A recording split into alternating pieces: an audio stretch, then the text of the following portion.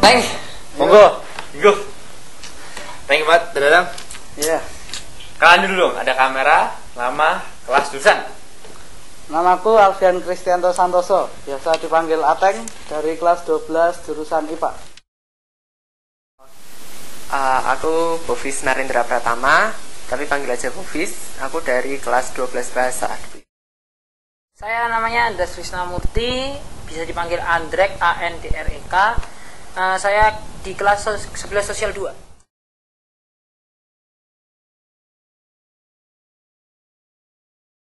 Kemiskinan remaja sekarang yang paling memprihatinkan adalah kemiskinan dalam pengambilan keputusan. Saya itu dulu di IPA, di kelas IPA, jadi saya veteran sekarang, tetap di kelas 11 ya. Sekarang saya IPS, saya pindah ke IPS. Kenapa saya bisa mengalami perpindahan kayak gitu dan menjadi veteran? Bukan karena nilai saya jelek atau apa, tapi karena sebenarnya saya tuh memutuskan sendiri loh, saya harus pindah ke IPS karena saya nggak bisa berkembang di IPA. Nah, mengapa kamu memilih IPA? Saya milih IPA waktu itu karena yang ada di lingkungan saya tuh yang terbaik itu IPA. Entah itu dibikin suasana atau keadaan itu dibikin oleh guru maupun orang tua maupun teman dan lain-lain. Misalnya saya tuh waktu belajar di kelas 10 itu guru-guru tuh mengandaikan bahwa IPA tuh bagus, IPA tuh di situ kamu bisa jadi dokter, jadi apa, dan kamu bisa masuk ke semuanya. Orang tua pun bilang IPA aja, kenapa? Ya kan itu kan kamu waktu besok kuliah bisa masuk kemana-mana, nggak ada salahnya kamu memperluas bidang kamu, dia bilang gitu.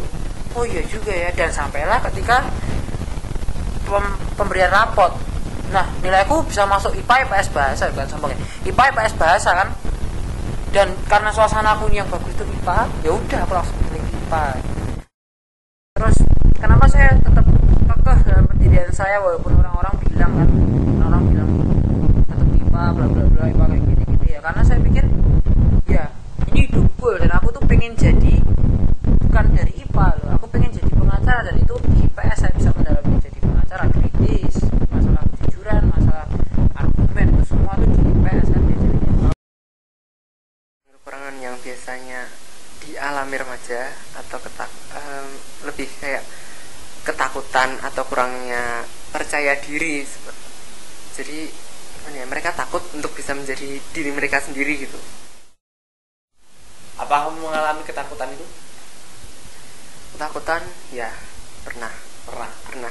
Pernah itu artinya sekarang kamu tidak mengalami ketakutan tersebut sekarang? Sekarang udah aku nggak ngerasa takut lagi. Oke. Ini menarik. Bisa ceritakan bagaimana kamu ketakutan seperti apa yang kamu alami dan bagaimana kamu bisa menemukan dan mengalahkan cara untuk mengalahkan ketakutanmu sendiri hingga kamu jadi Bovis yang sekarang. Jadi dulu waktu SMP itu ya kan, aku tuh mesti takut kalau misalnya diejek atau dihina sama orang-orang. Bovis tuh kok kemana-mana sama cewek-cewek, kok teman-temannya semuanya cewek-cewek, dia nggak punya teman cowok. Terus kalau misalnya kerja kelompok tuh kok mesti sama cewek, atau Bovis tuh banci ya, Bovis tuh gini gitu. Terus ya dulu aku takut kalau misalnya aku dikomentari kayak gitu. Aku mikir, duh gimana nih, aku mesti takut kalau dapet komentar yang semacam itu. Tapi terus aku mikir kalau misalnya aku memilih untuk jadi seperti ini, itulah tadi konsekuensi yang harus aku terima kalau misalnya aku memilih untuk menjadi seorang yang kemai. Lalu bagaimana cara kamu mengatasi ketakutanmu?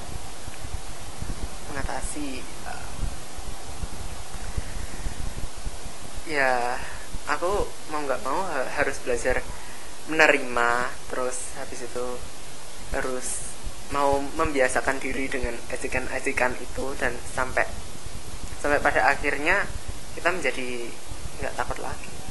Kalau menurutku sih.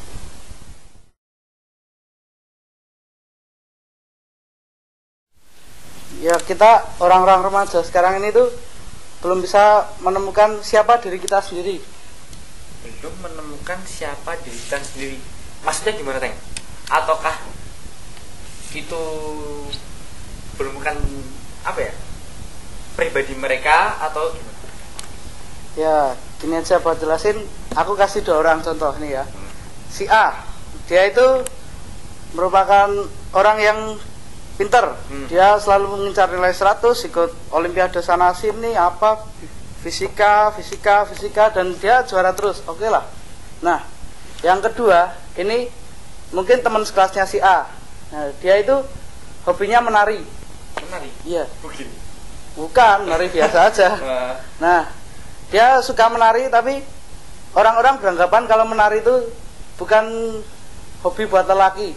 Terus dia lihat si A ini, wah ini orang pintar nih, dan ini dipandang tinggi. Karena itu dia mencoba menjadi si A. Dia ikut olimpiade sana sini, memaksakan diri, les sekuat tenaga. Nah, sampai mungkin muntah-muntah gitu. Nah, tapi dia tidak menjadi dirinya sendiri. Dia tidak mau menari sebagaimana hobinya itu loh.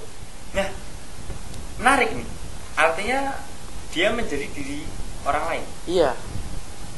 Apa aku pernah merasakan seperti itu? Nah, Oh, ini dulu pengalaman lama ya. Udah dari SD tuh kelas 1 sampai kelas 6 tuh aku mencoba menjadi si A ini.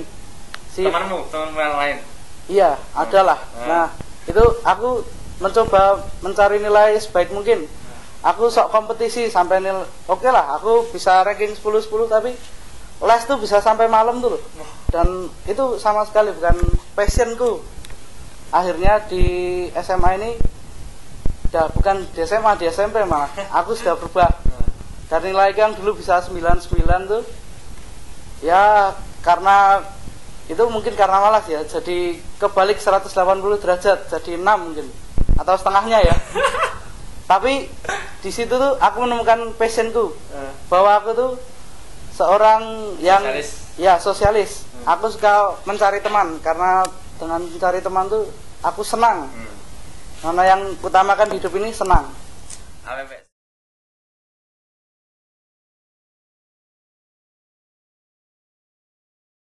Aku puas jadi diriku sendiri ya, karena menjadi diriku sendiri itu aku merasa kaya akan jati diriku sendiri. Aku bisa menguasai itu buku ini 100%.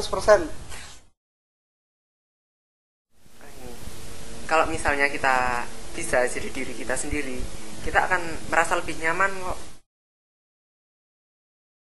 It's your own life, it's your own decision. Bukan hidupnya orang lain, bukan orang lain yang memilih buat kehidupanmu.